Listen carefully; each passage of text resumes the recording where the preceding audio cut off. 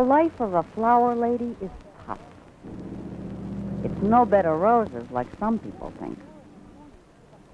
You get up at 4 in the morning to pick up your flowers, and then nobody buys them. I thought about trying some other line of work, like recycling aluminum cans. But some little kid was always right there in front of me, picking them up first. Yeah, business is bad. And to top it off, this friend of mine, who I haven't seen in several years, who I'd been avoiding, as a matter of fact, found out where I was and invited me to donuts.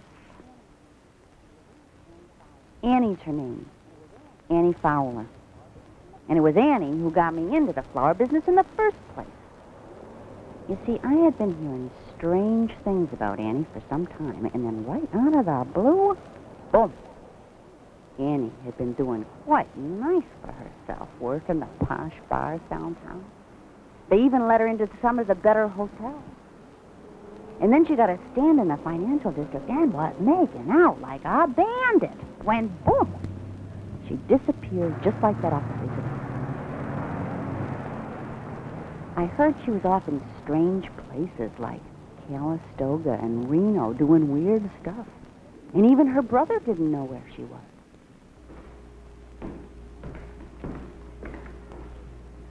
I'm expected at the table of Annie Fowler. Well, take your pick, lady.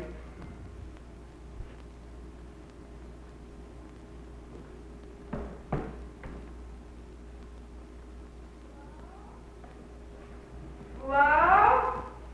Annie. Good to see you. Let's get some coffee, huh? We got our donuts and coffee and talked about this and that. She asked me about my cat. I asked her how her brother was doing. And then finally, I got around to asking her what the hell she'd been up to the last few years. And she started to tell me. Well, I was working at the flower stand one day, and this guy, Artie, you remember him? He was a friend of Fred's that used to hang around up at Chino's. He comes up to me and he asks me if I want to go to Calistoga for the weekend. Well, I hadn't been out of the city in about 6 years, so I figured, what the hell? Well, we get up there, and it's a ranch for some kind of New Age religion or something like that. And everybody's smiling at each other and talking about their mantras and stuff. I was always kind of curious about a thing like that. One time I tried to join the Rosicrucians, so I was kind of getting off on it. Then Artie asked me if I want to go to this thing called an anthill. So I say to him, what's an anthill? And he tells me that 200 people go into a barn, and whatever happens, happens. So we go into the barn, and everybody's sitting there singing Beatles tunes. And then this guy starts taking his clothes off. And pretty soon everybody has their clothes off, and then we start throwing around this teddy bear. And then what happened? Nothing. Absolutely nothing. We put our clothes back on and we went back to our tent. Your tent? Yeah. They had these 50 Army surplus tents, all arranged in a big circle. And each tent had a letter of the Sanskrit alphabet on the flap. And each person also was given a letter of the Sanskrit alphabet. So there was 4 persons per letter per tent. Now, the idea was that by switching around every night and always going in a counterclockwise direction, the energy would be so great that it would send an invisible beam of light into outer space. And that would let the flying saucers know that this was a safe place to land. Yeah.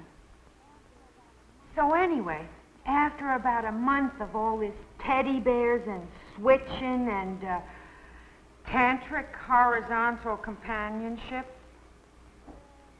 I was getting pretty spaced out. And to top it all off, I developed this tremendous toothache. So I get the guy with the car. He was going into town anyway. Artie cut out after the first week. To take me into the public health center to see about my tooth. So I walk into the health center, And there's this nurse standing behind the desk, just sort of staring at me, you know? Mm-hmm. And I just stood there. And then she asked me, what do I want? My God, I thought the whole world was caving in around me. I mean, it became like the cosmic question. Can you imagine? What do I want? I mean, how did she know? Who was she? Couldn't breathe. I felt my whole life pass in front of my eyes. I just knew I had to get out of there. She just kept staring at me. Finally, I broke and I ran. Up the door as fast as I could. And then there's the security guard. And I guess he must have thought I stole something or something, because he starts chasing after me. And across the street, there's a Greyhound bus, and I run on just as he's closing the door. And I looked at him, and I didn't have any money, see? He looked at me. And he just knew he had to let me on that bus.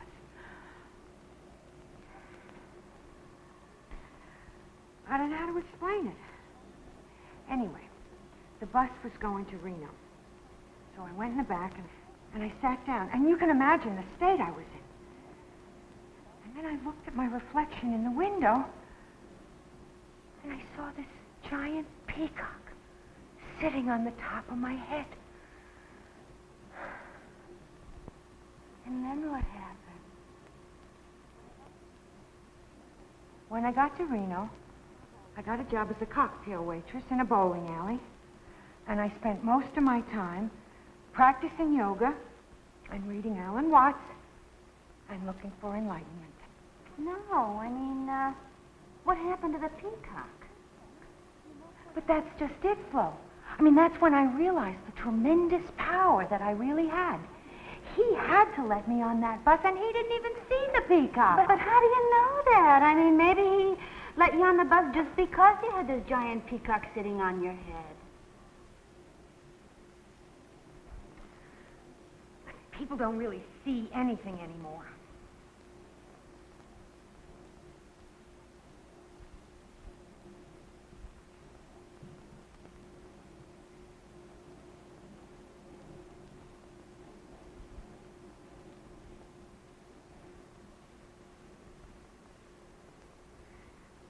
You want to know what I think about all this stuff? I mean, what I really think about all this stuff? I mean, you know, I mean, you know what I really mean, you know, what I really think? Yeah, I want to know. No. What I really think is, I get up in the morning. I say goodbye to my cat. I go, I pick up my flowers. I go out on the street and try to make a living. Flowers are nice. They're pretty. They come in different colors and they make people happy. I think you're way over your head with all this stuff, Annie. I mean, you talk about power. Poor people got no power. What if the bus driver just felt sorry for you? You ever think about that? What if you looked at him and he looked at you and it just rang a bell somewhere? Maybe he got chased by a cop one time or something. I mean, the way I see it, enlightenment is for those who can afford it. We'd be better off letting the rich folks worry about enlightenment and all that stuff, you know. Spaceships and energy and power and teddy bears and stuff. They're the ones got the time and the money to play around with that stuff. What good's it gonna do us? I mean, I got my flowers, I got my cat, and we got enough cat food to last us for the week. What more could I want? But that's not enough, Flo. I mean, if what you say is true, then what do we got? Well, We got each other, Annie.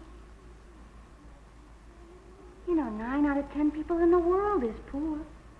Poorer than me, even. You know, they're dying like flies in Asia and Africa. I've seen it on TV. And maybe,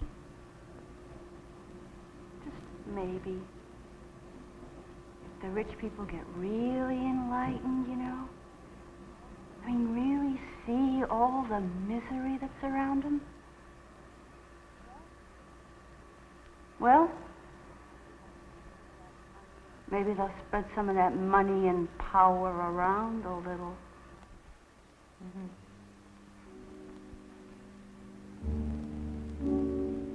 Well, it was getting kind of late, and my flowers were starting to wilt. So we made our goodbyes, and I headed for home. I was gonna treat myself to a bus ride, but I didn't have a quarter. So I decided to walk.